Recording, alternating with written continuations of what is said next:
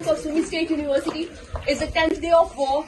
Today we got a news that Russia has announced ceasefire to open humanitarian corridor for two cities. One of them is Mariupol, which is 600 kilometers away from Sumy. Since morning we are constantly listening to bombarding, shelling, street fights.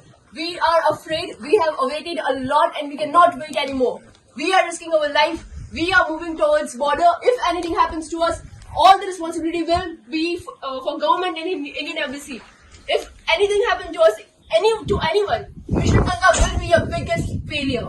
This is the last video from the Sumy State University students, and we are just risking our life and we are just going to this border which Russia has opened. So this will be our last request and last video, guys. Just pray for us, and government, please let you guys know that we are just moving from our own risk. This is our last video.